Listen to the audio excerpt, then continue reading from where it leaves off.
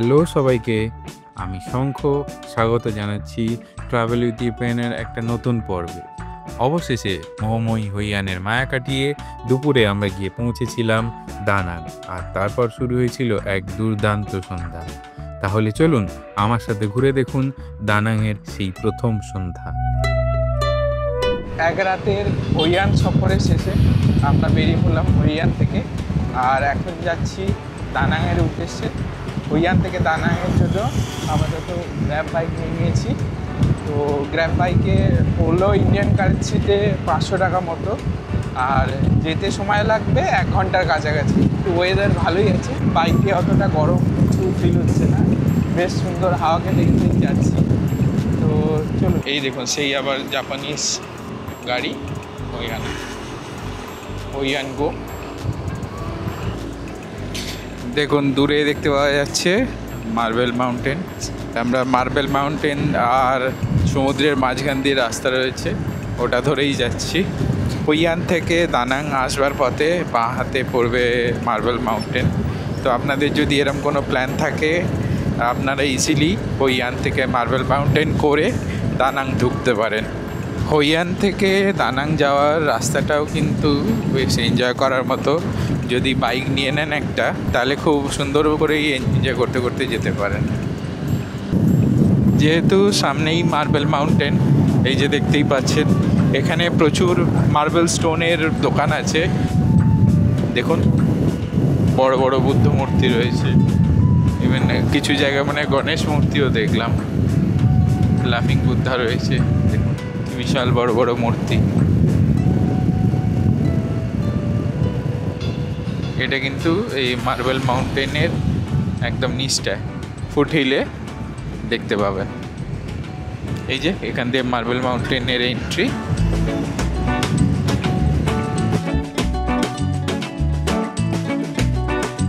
এখানেও দেখুন প্রচুর স্ট্রাকচার রয়েছে। এগুলো কিন্তু হৈয়ান থেকে দানাং আসবার পথে বাঁ সাইডেই দেখতে পাবেন।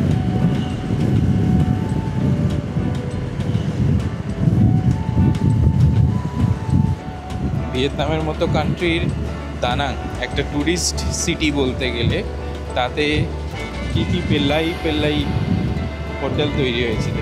আপনাদের জন্যই অপেক্ষা করছে, ডাকছে আপনাদের, আসুন আসুন ভিয়েতনাম, আসুন দানাংয়ে, ওয়েলকাম টু দানাং। তো দেখতে দেখতে আমরা দানাং এন্টার করে গেছি, আর ডান হাতে দানাংয়ের বিচ দেখতে পাওয়া যাচ্ছে। দুপুরবেলার সময় বিচে বেশ ভালোই লোকজন আছে। পুরো বিচের পাশটা কিন্তু সুন্দরভাবে সাজানো আছে। এখানে কিন্তু বিচ ওয়াইজ বিচে সব আলাদা আলাদা নাম আছে। কিছু বিচে বাইক নিয়ে এন্ট্রির জায়গা রয়েছে, কিছু বিচ চান করবার জন্য অ্যালাউড রয়েছে। Welcome to Da Nang, Da Nang beach. Da Nang beach লেখাটার সামনে দিয়ে আমরা ক্রস করলাম। এরপর কিছুটা আবার ঢাকা পড়ে যাবে। এখানে বেশ কিছু হোটেল অ্যান্ড রিসর্ট রয়েছে। ঘুরতে ঘুরতে রিভিউ দেখে এই একটা কাছাকাছির একটা রেস্টুরেন্টে চলে এসেছি, আর কি ট্রাই করছি দেখুন, দেখুন। এটা হচ্ছে চিকেন নুডলস স্যুপ।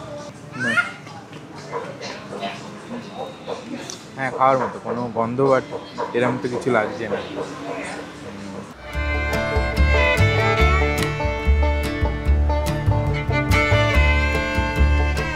আজ পূর্ণিমা, রয়েছি দানাংয়ের সমুদ্র সৈকতে। চাঁদ থেকে কি সুন্দর দেখতে লাগছে ওগুলো। না বলছি না একবারও যে আমাদের ওখানে চাঁদ দেখতে খারাপ লাগে, এরকমই লাগে, কিন্তু একটু অন্যরকম। বাই বিএন বিচের কাছে, এই যে। তো এবার বেরিয়ে যাব। বেশ সুন্দর চাঁদ দেখলাম, এখনও দেখতে ইচ্ছে করছে, কিন্তু আরও কিছু জায়গা রয়েছে, সেগুলো এক্সপ্লোর করবার রয়েছে। চলুন বেরোনো যাক। সাইকেল নিয়ে এদিক ওদিক করতে করতে বিচের সাইডে চলে গিয়েছিলাম, আর বিচ দেখতে দেখতে এখন চলে এসেছি নদী দেখতে। তো হান নদীর পাশে দাঁড়িয়ে রয়েছি এখন। হান নদী পুরো দানাং শহরের মাঝখান দিয়ে বয়ে গেছে। আর হান নদীর ওপরে রয়েছে একটা ব্রিজ, যেটাকে আপনারা সবাই চেনেন ড্রাগন ব্রিজ হিসাবে। এই হচ্ছে সেই ড্রাগন ব্রিজ। তো ড্রাগন ব্রিজে কি হয়, প্রত্যেক উইকেন্ডে মানে শুক্র শনি রবি 3 দিন করে রাত 9টার সময় এখানে ফায়ার শো হয়। ড্রাগনের যে মুখ আছে, ড্রাগনের মুখ থেকে আগুন বেরোয়, জল বেরোয়। তো সেই ফায়ার শোটা দেখবার জন্য ব্রিজটা এখন যেমন দেখছেন রানিং আছে, 15 মিনিট আগে থেকে ব্রিজটাকে বন্ধ করে দেওয়া হয় ফায়ার শো চলবার জন্য। Must visit option, must visit choice. যদি আপনি উইকেন্ডে আসেন তাহলে অবশ্যই ড্রাগন ব্রিজ কিন্তু এই রাত্রেবেলা ভিজিট করা চাই। আর ড্রাগন ব্রিজ ছাড়াও আপনি এই নদীর পাশে সৌন্দর্যটা দেখুন, এটাই কম কিছু না। দাঁড়ান দেখাচ্ছি।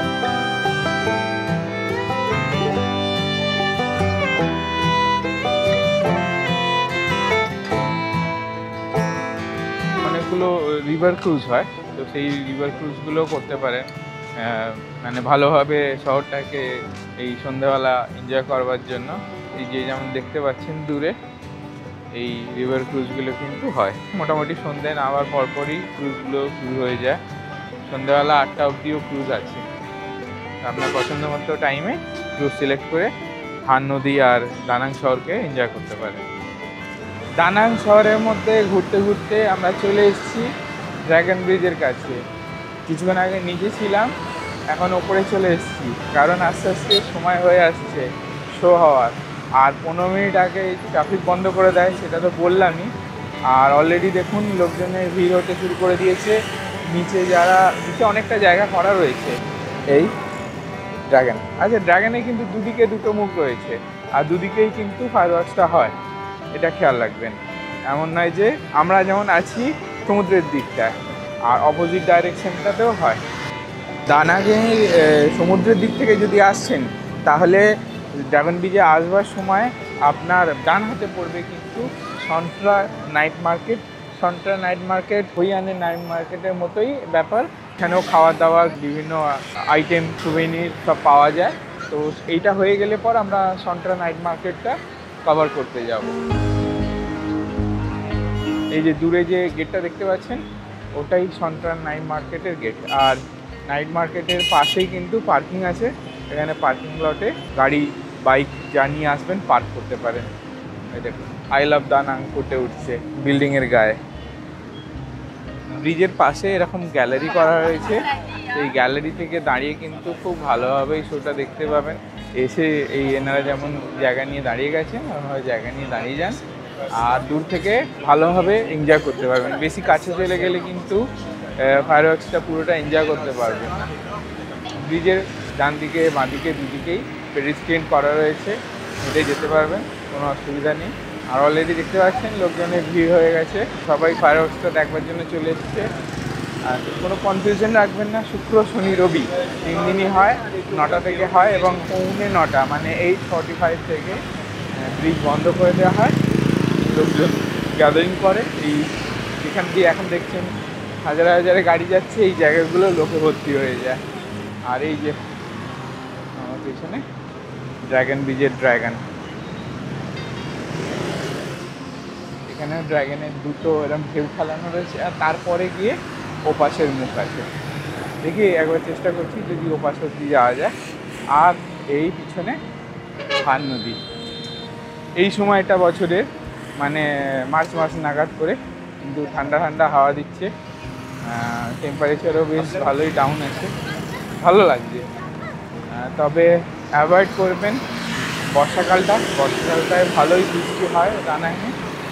আর নভেম্বর ডিসেম্বরটা ভালোই ঝড়ঝঞ্ঝা যায়।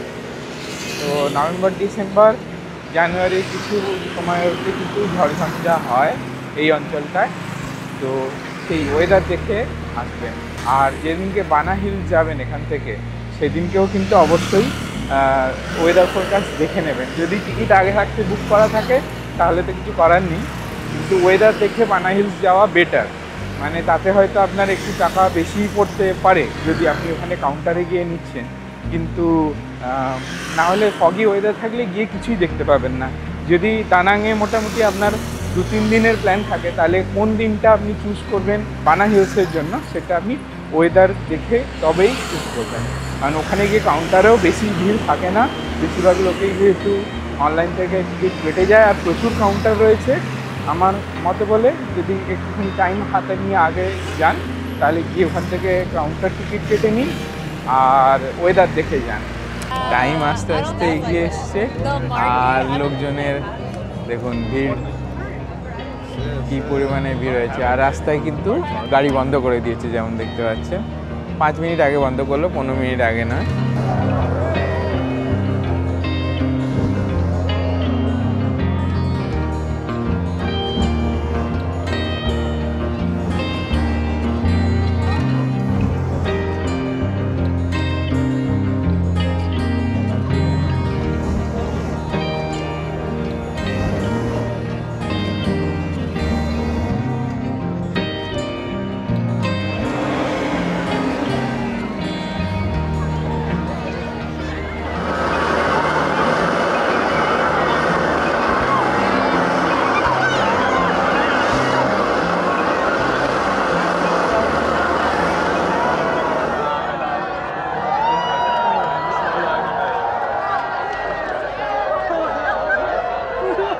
ড্রাগন ব্রিজের শোয়ের পর আমরা চলে এসেছি একদম ব্রিজ থেকে নেবেই, মানে ব্রিজ থেকে বিচের দিকে নেবেই সন্ট্রা নাইট মার্কেটে। এই যে সন্ট্রা নাইট মার্কেটের গেট দেখতে পাচ্ছেন।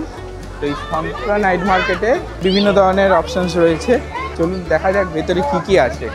এখানে সামনে তো খাবার দেখতে পাচ্ছি, খাবার ছাড়া আর কী কী অ্যাভেলেবেল আছে দেখি। দেখুন এখানে বিভিন্ন ধরনের মিষ্টির আইটেম রয়েছে, 25,000 ভিয়েতনামিজ ডং পার 100 গ্রাম। যা নেবেন সব এই একই রকমের। এখানে ওয়েট মেশিন দেওয়া রয়েছে, এখানে এরা ওয়েট করে দেবে আর আপনি নিতে পারেন। আর এখানে বিভিন্ন ধরনের ড্রাই ফ্রুটস রয়েছে, বিভিন্ন রকমের ফ্রুটস রয়েছে, প্যাকেজ ফ্রুট রয়েছে। আর এখানে দেখুন আরও অনেক ধরনের আইটেম আছে, বিস্কুট, কেক, প্রচুর ধরনের আইটেম আছে। একটা জিনিস খালি এখানে দেখলাম, এখানে প্রচুর ধরনের ভ্যারাইটি আইটেমস রয়েছে, মানে সে আপনি যাতেই যান। আর এইখানটা দেখছি খাবার অর্ডার দিন, মেনলি সি ফুড অর্ডার দিলে এখানে বসে খেতে পারবেন। মেনু মেনশন করা রয়েছে, প্রাইস ট্যাগ অবশ্য দেওয়া নেই। বেশ কিছু জায়গায় ড্রিঙ্কসের অপশানও রয়েছে, দেখুন সফট ড্রিঙ্কস রয়েছে, আইসক্রিম রয়েছে, খাবার রিলেটেড যত অপশান আমরা দেখি সবই প্রায় এখানে রয়েছে। দেখুন ফ্রেশ ম্যাঙ্গো রয়েছে। আইটেমসগুলো আমি পরপর আপনাদের দেখিয়ে দিচ্ছি। এখানে দেখুন স্ক্র্যাপ করে যে আইসক্রিম তৈরি করে সেই আইসক্রিম রয়েছে, কী কী ফ্লেভার অ্যাভেলেবেল আছে। আইসক্রিম নিন 30K-তে।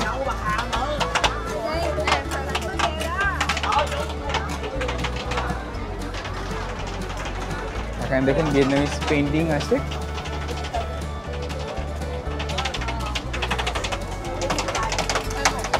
এখানে সফট ড্রিঙ্কস আছে আর আইসক্রিম আছে। এখানে সুভিনিয়ার আইটেমস রয়েছে, বিভিন্ন খেলার আইটেম রয়েছে, দেখুন ফোনের কভার টভার সব রয়েছে, লেদার আইটেমস। আচ্ছা, এখানকার আর হোয়াইয়ানের মধ্যে ডিফারেন্সগুলো বুঝতে পারছেন আশা করি। এখানকার আইটেমসগুলো কিন্তু সবকটাই ইউনিক। হ্যাঁ, এখানকার আইটেম কিন্তু আমরা হোয়াইয়ানে দেখিনি, সুভেনিরের কথা বলছি।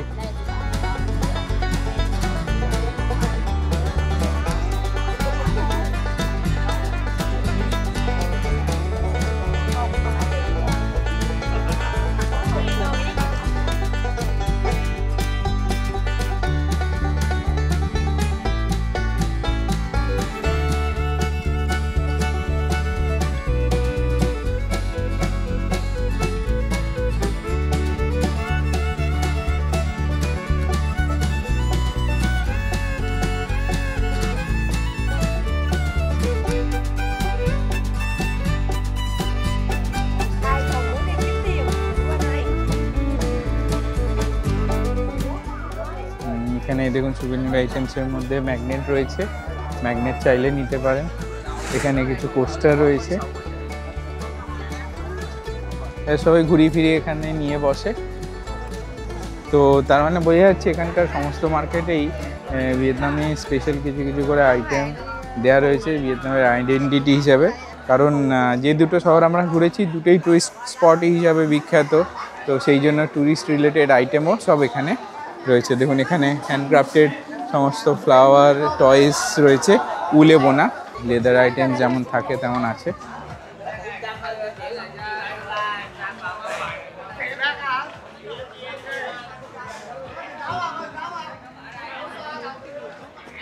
আর এত দূরই আছে, এখানে এসে শেষ হয়ে যাচ্ছে মার্কেট।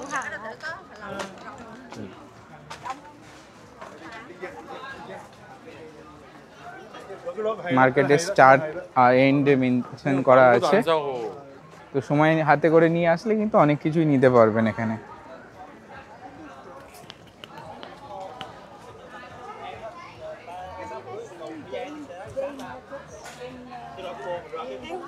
কিছু ইলেকট্রনিক্স আইটেমও রয়েছে।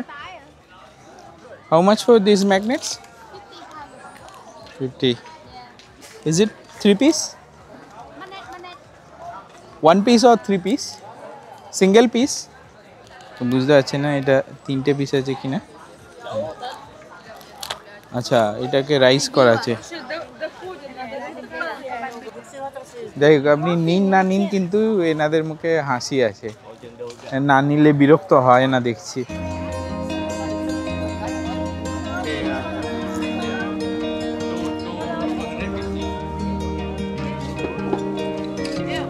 এখানে এক ইন্ডিয়ান ভাইদের সঙ্গে দেখা হয়েছিল, তো ওরা বলছিল যে এখানে যদি বার্গেন করে নিতে পারেন তাহলে কিন্তু কম রেটেই আইটেম পেয়ে যাবেন।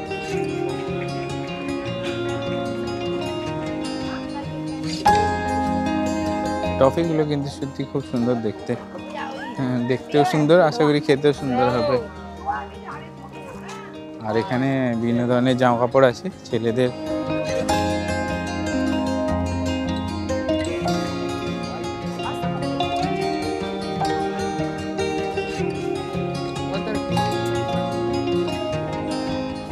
আমরা এই পুরো পোর্শনটাকে কভার করলাম, করে আবার চলে এলাম যেখান থেকে আমরা শুরু করেছিলাম, যেখান থেকে রাস্তাটা দুটো ভাগে ভাগ হয়ে গেছিল।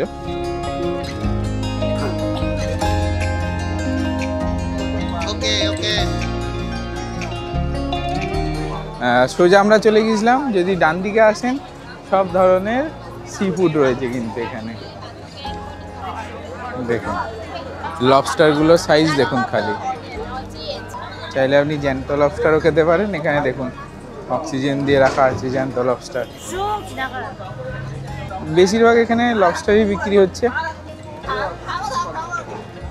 আর এখানে কিছু স্ট্রং সেলের আইটেমস রয়েছে, আর বানমি রয়েছে এখানে। এখানে বারবিকিউ অপশন রয়েছে। দেখতে গেলে বারবিকিউ ফ্যানদের জন্য এটা স্বর্গ। দেখুন যত ধরনের বারবিকিউ চান সব এখানে অ্যাভেলেবেল আছে। এখানে যদি তন্দুরি খেতে চান বিভিন্ন ধরনের অপশনস পেয়ে যাবেন।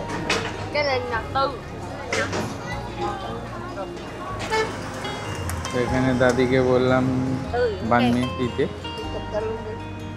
তো ডিম দিয়ে বানমি করে দিয়েছে। আর এটা নিচে 30K। তো দাদি বাংমি করে দিয়েছে, বেশ ভালোই খেতে। আর এই দুজনে আছে, হাই। চলুন, খেতে ভালো লাগছে। চলুন, বাংমি তো খাওয়া হলো। 30K মতো বানমি মোটামুটি আপনি যা দিয়ে নিন, বরং পর্ক বা অন্য কিছু আইটেম দিয়ে নিলে কম পড়বে। চিকেন দিয়ে নিলে ওরকম 30K মতো পড়বে। অনেক জায়গায় ভেজ পাওয়া যায় 15K দিয়ে। তো এই রিভার সাইড দিয়ে চলছি, হাং নদীর পাশ দিয়ে। এখনও হোস্টেলে ওই মোটামুটি 10-15 মিনিট লাগবে। এভাবেই শেষ হলো দানাংয়ের এক ম্যাজিক্যাল বিকেল থেকে রাতের সফর। আপনাদের কেমন লাগলো আজকে সন্ধ্যা কমেন্টে জানাতে ভুলবেন না। আর হ্যাঁ, পরের পর্বের নোটিফিকেশন পেতে অবশ্যই সাবস্ক্রাইব করুন। আর এরকম আরও ইন্টারেস্টিং ভিডিওর জন্য সঙ্গে থাকুন ট্রাভেল উইথ ইপিয়ামি। ভালো থাকুন, সুস্থ থাকুন, আবার দেখা হচ্ছে পরের পর্বে।